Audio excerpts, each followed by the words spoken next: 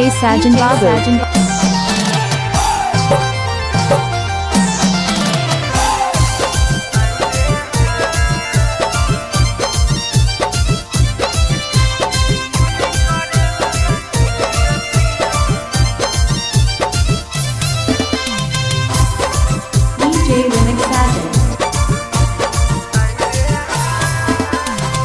कट गेल जाड़ा चहल गरमी के दिन पिया हो गरमी के दिन कट गेल जाड़ा चहल गरमी के दिन पिया हो गरमी के दिन सीना से चुगे पसेना बेला हो कालो नहीं जाए हाय रे कुली करे वाला चोली दे पिया मंगा हाय रे कुली करे वाला चोली दे पिया मंगा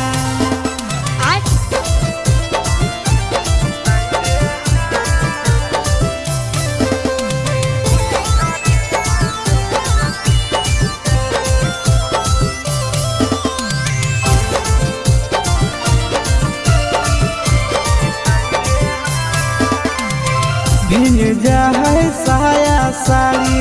भिजो है बदन पिया करहूँ फिकर तनियो तोरे हक धन पिया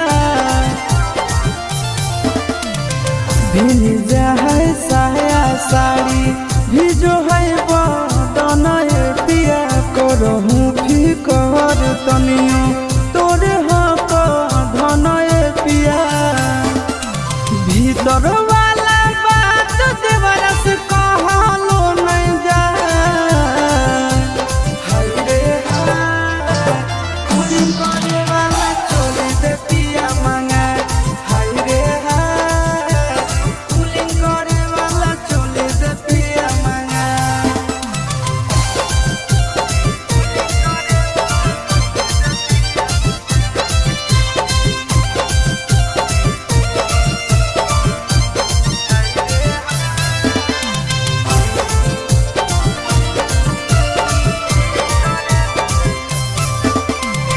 नहीं हो घर में पंखा कूलर नहीं हो पिया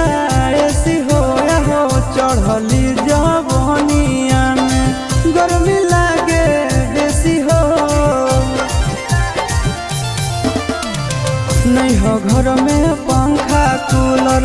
नहीं हो पिया ऐसी हो या हो चढ़ली जवनिया में गर्मी लागे बेसी हो अहो नंदन आशीष सैया तोहरा बातो नहीं बुझा हाय रे